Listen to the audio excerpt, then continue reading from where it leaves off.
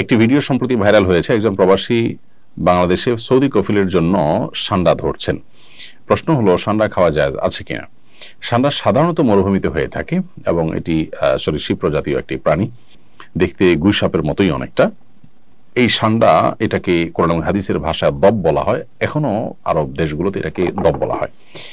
এই সান্ডা খাওয়ার ব্যাপারে 3 ধরনের হাদিস পাওয়া যায়। 3 ধরনের হাদিসই আসলে বিশুদ্ধ। একটা হাদিসে নিষেধাজ্ঞা প্রমাণিত, আরেক হাদিসে রান্না করার পরে ফেলে দেওয়ার কথা প্রমাণিত আছে, আবার কোন কোন হাদিসে নবীজি সাহাবায়ে কেরামের খাওয়ার কথা বর্ণিত হয়েছে। তো এই সম্পর্কে নিষেধাজ্ঞার হাদিসটি বর্ণিত হয়েছে আবু দাউদে, যিনি বর্ণনা করেছেন আব্দুর রহমান ইবনে শিবিল রাহিমাহুল্লাহ, যে হাদিসটিকে ইবনে আজকার রাহিমাহুল্লাহ হাসান বলেছেন। হাদিসটির ভাষ্য হলো যে নাহান নবী সাল্লাল্লাহু আলাইহি ওয়াসাল্লাম আকলি লাহমিদ দব, নবী সাল্লাল্লাহু আলাইহি ওয়াসাল্লাম দব বা সান্ডার গোশত খেতে নিষেধ করেছেন। এটা পরিষ্কার নিষেধাজ্ঞা।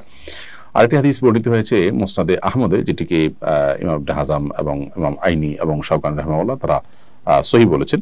হাদিসটিতে নবী করিম সাল্লাল্লাহু আলাইহি ওয়াসাল্লামের উপস্থিতিতে সাহাবায়ে কেরাম কোন একটা জায়গায় গিয়ে সেখানে প্রচুর পরিমাণ দব দেখতে পেলেন, সেই দবগুলো তারা ধরে রান্না করেছেন। এরপর নবী করিম সাল্লাল্লাহু আলাইহি ওয়াসাল্লাম বনী ইসরাঈলের একটি প্রাণী বিশেষ, যেটা আকৃতিকে বিকৃত করে দেওয়া হয়েছে শাস্তি স্বরূপ, সেটা হওয়ার আশঙ্কা নবী সাল্লাল্লাহু আলাইহি ওয়াসাল্লাম করে সেটি ফেলে দিতে বললেন। সাহাবায়ে কেরাম সেটি ফেলে দিয়েছেন, পরে তারা খাননি। আরেকটি হাদিস বর্ণিত হয়েছে আব্দুল্লাহ ইবনে আব্বাস রাদিয়াল্লাহু তাআলা আনহু থেকে, সেটি সহিহ মুসলিম বর্ণিত হয়েছে এবং সেখানেও দেখা যায় যে নবী করিম সাল্লাল্লাহু আলাইহি ওয়াসাল্লামের সামনে সাহাবায়ে কেরাম খাবার খাচ্ছিলেন এবং সেখানে বিভিন্ন আইটেম ছিল, দব ছিল, তো অন্যরা খেয়েছেন, নবী সাল্লাল্লাহু আলাইহি ওয়াসাল্লাম সেটি খাননি, পরিহার করেছেন।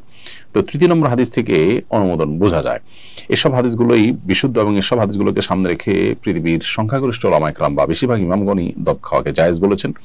আর হানাফি মাযহাবের উলামায়ে কেরাম এটিকে মাকরুহ বলেছেন, অপছন্দনীয় বলেছেন।